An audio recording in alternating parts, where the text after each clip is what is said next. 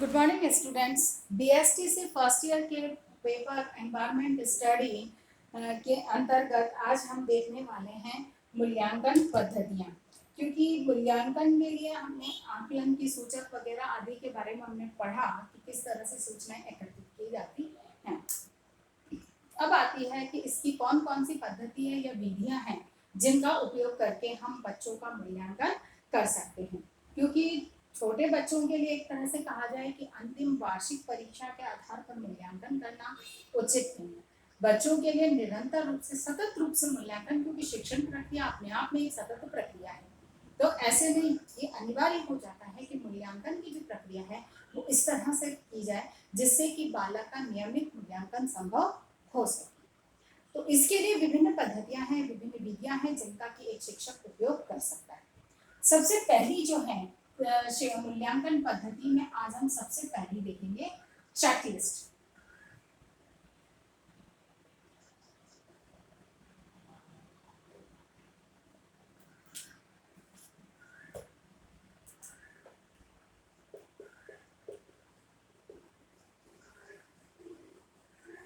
सबसे पहले है चेकलिस्ट। चेकलिस्ट क्या है? जैसा कि नाम से स्पष्ट है कि चेक करना और एक एक चीज को, जैसे कि हमने कहा कि सूचकों, हर एक के सूचक एकत्रित करना, तो उसी आधार जैसे ही चेकलिस्ट के अंदर कि हर चीज को चेक करना, देखना और उसके अकॉर्डिंग सूचनाओं को टिक करना या उसे नोट करना चेकलिस्ट के अंदर। अब ये चेकलिस्ट जो है उसका निर्माण जो है या इसका जो इसका स्वरूप जो तैयार किया जाता है वो दो तरह से हो सकता है, जिसमें कि बालक की पहली चीज तो गतिविधि पर आधारित होता है कि कौन सी गतिविधि है, किस तरह की गतिविधि है और उसमें कहाँ पर किस तरह से हम चेकलिस्ट का उपयोग हम कर सकते हैं। दूसरी चीज यहाँ पर ये कि चेकलिस्ट का निर्माण करते समय शिक्षक छात्रों का सहयोग ले सकता है, उनकी सहभागिता से उसका निर्माण कर सकता है, जिसके अंतर्गत कि छात्र भी उसमें चेकलिस्ट के माध्यम से अपने समूह अपना मूल्यांकन स्वयं भी कर सकते हैं। दूसरा, शिक्षक स्वयं के द्वारा निर्णय। बहुत सारी ऐसी बातें होंगी, बहुत सारे ऐसे पक्ष होते हैं जिनके लिए कि शिक्षक को स्वयं निर्धारित करना होता है कि वो किस तरह से मूल्यांकन करेगा। इसीलिए चेकलिस्ट का जो निर्माण है वो हम दो तरीके से हो सकता है, जिसमें कि शिक्षक छात्र की सहभागिता से भी हो सकता है और शिक्षक के द्वारा निर्मित या शिक्षक के द्वारा उसका निर्माण किया जा सकता है।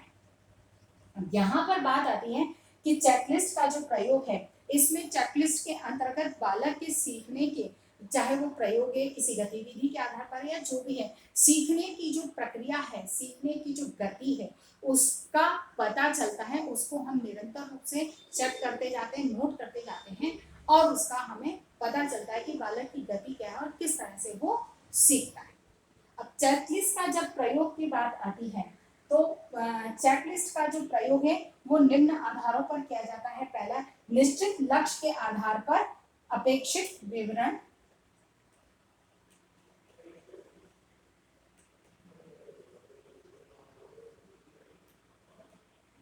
लक्ष्य के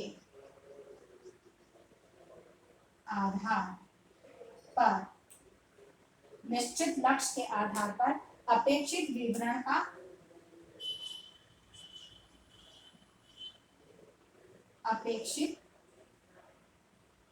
विवरण का पता लगाने के लिए।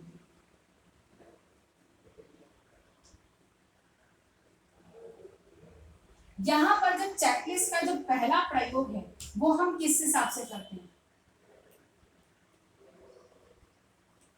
पहली बात क्या है कि निश्चित लक्ष्य के आधार पर अपेक्षित विवरण का पता लगाने के लिए, यानी कि जो हमने लक्ष्य निर्धारित किया है उस लक्ष्य के आधार पर जो एक अपेक्षित विवरण, यानी कि एक अपेक्षित व्यवहारगत परिवर्तन की जो हम अपेक्षा करते हैं उसका विवरण एकत्रित करने के लिए इसका प्रयोग किया जाता है या उसका पता लगाने के लिए हम इसका प्रयोग करते हैं। यानी कि हमें निश्चित लक्ष्य के अनुसार क्या अपेक्षित परिवर्तन संभव हो पा रहे हैं इसकी जानकारी हमें प्राप्त हो सके। दूसरी है सीखने सिखाने के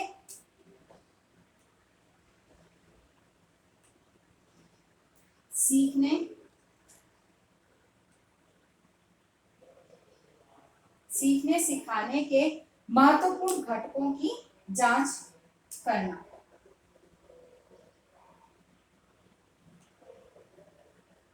महत्वपूर्ण घटकों की जांच करना, ठीक है ना। सीखने सिखाने के महत्वपूर्ण घटकों की जांच करना। अगली जो बात यहाँ पर है, जो सीखने और सिखाने के जो विभिन्न अलग अलग घटक होते हैं, सीखने के और किस तरह से बालक को सिखाया जाए और बालक किस तरह से सीखा, इसके अपने अलग अलग घटक होते हैं। इन घटकों की जांच करना कि क्या ये सही रूप से कार्य कर रहे हैं या नहीं है, ये सही परिणाम दे पा रहे हैं या नहीं दे पा रहे हैं, इनकी जांच करने के लिए चेकलिस्ट का प्रयोग किया जाता है। उसके बाद आता है कुछ जो चेकलिस्ट का जो निर्माण है वो कुछ छात्रों के सहयोग से होता है और कुछ शिक्षकों के द्वारा निर्मित होता है। जैसे कि छात्रों के सहयोग से जब करने हैं, इसका होता है चेकलिस्ट का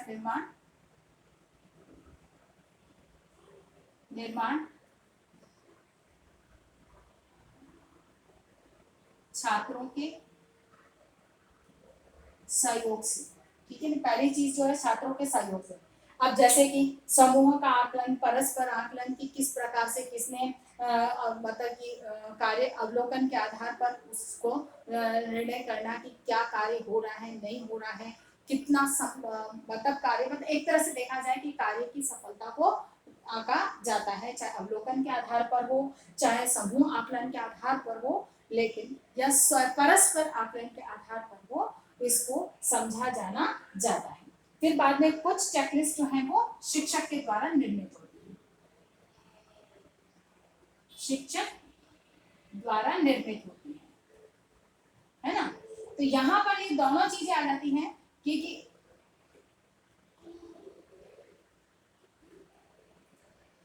है ना।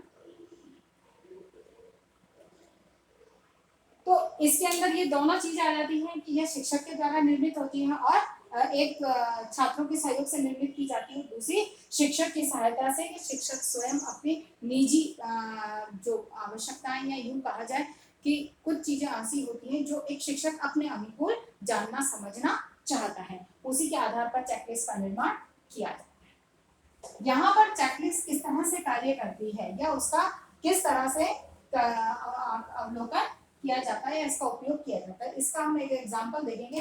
परस्पर आकलन चेकलिस्ट, मतलब कुछ हम उदाहरण देखेंगे कि चेकलिस्ट किस तरह से उपयोग में लाई जाती है। तो एक पहला है परस्पर आकलन।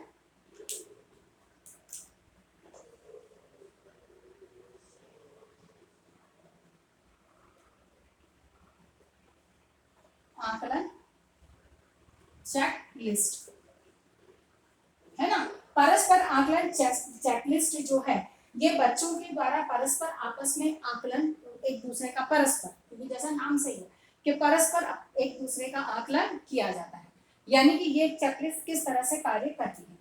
जैसे इसका एक फॉर्मेट हम देखते हैं,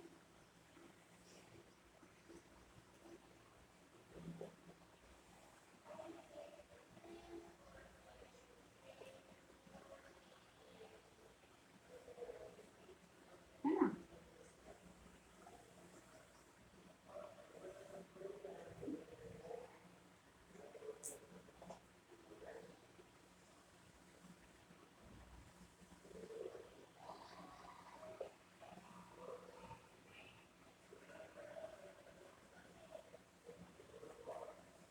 मतलब जो चेकलिस्ट बनाई जाती है वो कुछ इस तरह से बनाई जाती है परस्पर आकलन के आधार पर।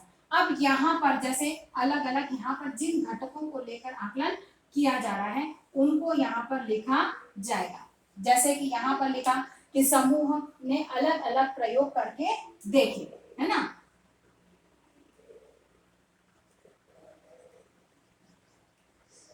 अलग अलग प्रयोग, ठीक है ना। तो अब उसके आधार पर यहाँ पर लिखा जाएगा कि किसने किस तरह से प्रयोग किए, उसको यहाँ पर नोट किया जाए। दूसरा जैसे समूह की प्रस्तुति कितनी सफल,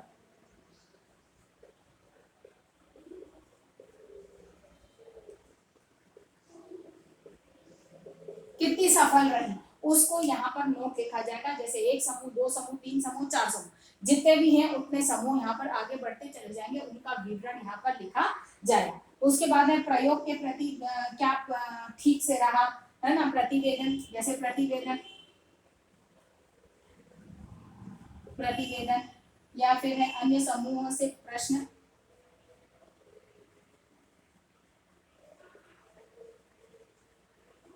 अन्य समूहों से प्रश्न, ठीक है ना। जैसे इस तरह से, जैसे प्रतिवेदन सही ढंग से लिखा गया है या नहीं लिखा गया है, या फिर अन्य समूहों से सही ढंग से प्रश्न पूछे गए हैं या नहीं पूछे गए, इनको एक तरह से कहा जाए कि स्पष्ट रूप से यहाँ पर लिखा जाता है, जिससे कि आपस में एक दूसरे की जानकारी हो जाती है कि किसने किस तरह से कार्य किया है, स्पष्ट सूचना मिल जाती है। अब जैसे समूह एक ने यहाँ प्रतिवेदन बहुत अच्छे से प्रस्तुत किया और इसके प्रतिवेदन में कमी है, तो इनको सीखने का अवसर मिल जाता है कि इस एक के पद्धति को, एक के तरीके को वह अपनाएं। तो कहने का मतलब ये है कि इसमें परस्पर आकलन की इनको सुविधा या सहायता मिल जाती है इस चेकलिस्ट के माध्यम से कि स्वयं का आकलन कैसे किया जा सके। दूसरा इसमें एक और तरीका है, वह है समूह सदस्यों का आपस में,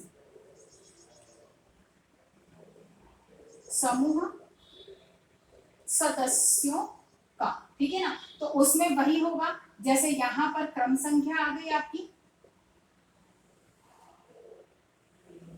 यहाँ पर अवलोकन, अवलोकन घटक या टास्क जो घटक है वो, और यहाँ पर छात्र का नाम, है ना, छात्र 1 2 3 4 5 जैसे जितने भी छात्र हैं वो एक समूह के अंदर उनका। फिर यहाँ पर जैसे यहाँ पहला लिया कि प्रयोग, है ना, प्रयोग उपकरण, उपकरण में किसने कितने उपकरणों के बारे में चिंतन किया, कैसे किया, उस उपकरण इकट्ठे करने में किस किसने सहयोग किया, वो आ गया। फिर पाते हैं उसके बाद में वस्तुओं के बीच में क्या संपर्क, मतलब कि जो जैसे कि उपकरण है, फिर उपकरणों का प्रयोग,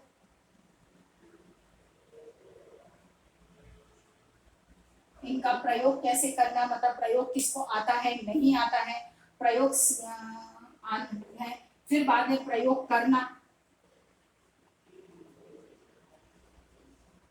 है ना। इस तरह से जो कुछ अलग अलग बिंदु होते हैं उनको निर्धारित किया जाता है और उसके आधार पर प्रत्येक पालक की प्रस्तुति को, जैसे उपकरण में इसने और इसने और इसने इसने सहयोग किया तो हमने इस तरह से किया और इसने नहीं किया तो इसको कट कर दिया। उपकरणों का प्रयोग करना किस किस को आता है, जैसे इकट्ठा तो कर लिया लेकिन प्रयोग करना नहीं आता है तो इसको कट दिया, इसने इकट्ठा नहीं किया पर आता है तो इसको हमने टिक किया। इस तरह से बालक के हर एक का एक व्यक्तिगत अवलोकन यहाँ समूह के सदस्यों का अवलोकन कर किया जाता है, जिसमें कि चेक किया जाता है कि बालक किस तरह से अपना कार्य कर पा रहा है या नहीं कर पा रहा है। इस चेकलिस्ट के माध्यम से चेक किया जाता है कि कौन सी गतिविधि में बालक ने किस तरह से अपनी भागीदारी निभाई। एक होता है शिक्षक द्वारा निर्मित, तीसरी जो है उसमें शिक्षक अपनी सुविधा के अनुसार जिस तरह से अवलोकन करना चाहता है उस तरह की वो चेकलिस्ट का निर्माण करता है। आशा करती हूँ कि ये चीज चेकलिस्ट आपको समझ में आई होगी कि किस तरह से चेकलिस्ट मूल्यांकन पद्धति में सहयोग करती है। तो प्रश्न होगा, मूल्यांकन